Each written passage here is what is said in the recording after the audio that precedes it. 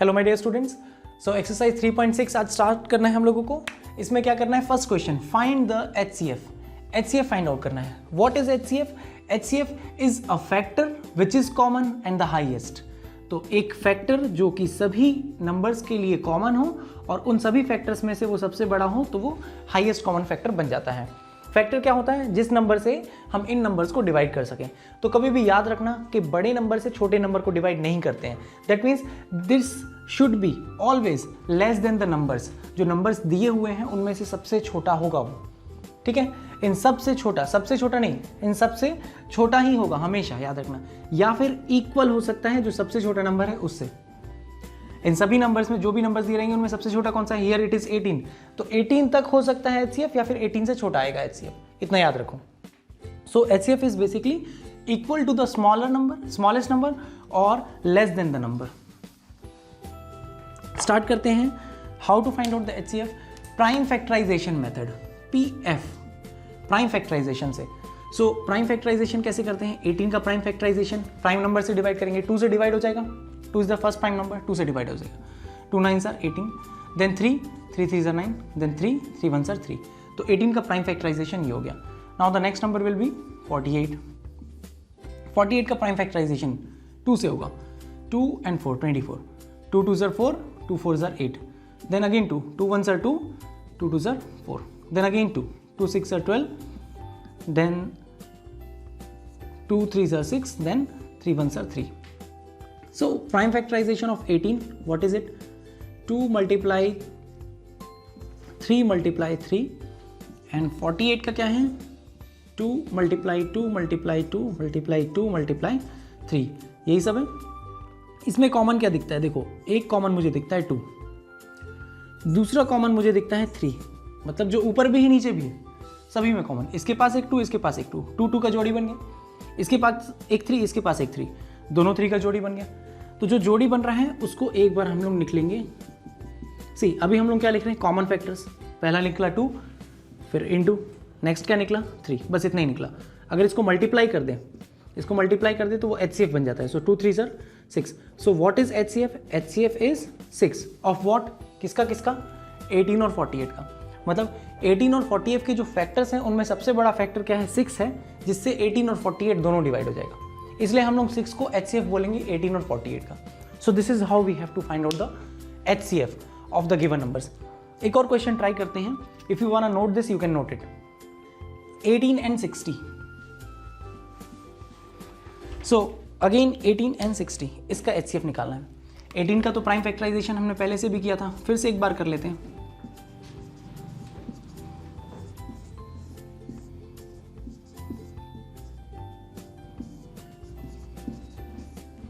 अच्छा, कभी भी याद रखो, प्राइम फैक्टराइजेशन छोटे से बड़े नंबर का करो तो इजी हो जाता है। बीच में मैं 3 लिख सकता हूँ क्योंकि वो भी प्राइम नंबर है। यहाँ पे प्राइम नंबर आना है, ऊपर नीचे कैसे भी आए कोई दिक्कत नहीं।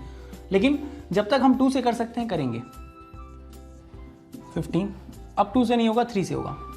5 और फिर 5 1s are 5। तो ये क्या असेंडिंग ऑर्डर में प्राइम नंबर्स आ जाते हैं। So 18 will be equals to 2 multiplied by 3 and 60 will be equals to 2 multiplied by 2 multiplied by 3 multiplied by 5। अब कॉमन नंबर्स क्या दिख रहे हैं हम लोगों को? यहाँ पर मेरे को 2 कॉमन दिखा और 3 भी कॉमन दिख रहा है। सो HCF क्या हो जाएगा? HCF is the product of the common factors. तो कॉमन नंबर क्या था? 2 था, common factor 2, second common factor is 3, इनका प्रोडक्ट करेंगे तो 6। तो HCF is 6 again. Okay, you can note this also.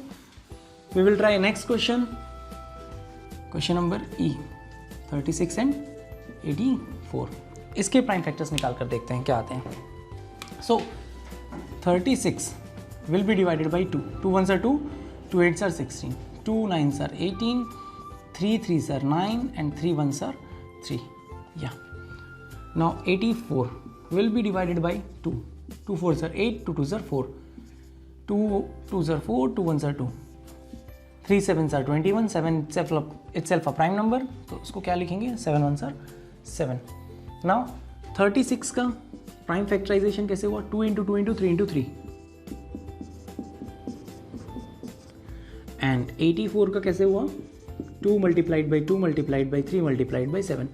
तो पहला कॉमन फैक्टर हमको मिलता है 2, दूसरा कॉमन फैक्टर भी 2 ही मिलता है जो दोनों में है। फिर मिलता है 3 और फिर ये छूट जाएंगे क्योंकि एक और 3 नीचे नहीं है और 7 ऊपर नहीं है, तो वो छूट जाएगी। So now what will be the HCF? 2 into 2 into 3, 2 2s are 4, 4 3s are 12. So 12 is the HCF of 36 and 84. यही वो ऐसा सबसे बड़ा फैक्टर है जिससे हम 36 और 84 दोनों को डिवाइड कर सकते हैं। Okay, so this is how you have to find out the HCF of the given numbers. ऐसे फाइंड आउट करना है। You can note this also. 12, 45 and 75, इसका HCF कैसे निकालेंगे? सिंपल है। अब इन तीनों नंबर का प्राइम फैक्टराइजेशन करना है। 12 का प्राइम फैक्टराइजेशन कैसे होगा? 2 6 are 12, 2 3s are 6, 3 1s are 3। 45 का प्राइम फैक्टराइजेशन 3 से होगा। कैसे डिवाइड होगा मुझे कैसे पता चला? मैंने डिविजिबिलिटी रूल बनाया है। If you want to know the divisibility rule, here is the video, you can see from here. So 3 1s are 3, 3 5s are 15, 3 5s are 15, 5 1s are 5। Now 75 को कैसे डिवाइड करेंगे? देखो, क्या ये 75 भी 3 से डिवाइड होगा? यस, होगा। 3 2s are 6, 3 5s are 15, not from 3. Now 5 5s are 25, now 5 1s are 5. So what are the factors of 12? 2 multiplied by 2 multiplied by 3, 45, 3 multiplied by 3 multiplied by 5, 75, 3 multiplied by 5 multiplied by 5. Common is 3, 3 and 3. इन तीनों में सिर्फ एक ही common मिलता है। यहाँ पर 2 है लेकिन बाकी में 2 नहीं है। यहाँ 5 है दोनों में लेकिन ऊपर 5 नहीं है। सिर्फ only 3 is common. So what will be the HCF? The only common factor 3. 3 is the HCF of 12, 45 and 75. So like this you will have to solve you have to find out the HCF of the given numbers, given n numbers. Like कम से कम 2 number के बीच में तो एक highest common factor होगा ही ना, तो ऐसे आप लोग फाइंड आउट कर सकते हैं। And if you want to see the answers of question number 1 of exercise 3.6, so here are the answers A B C D E F G H I J।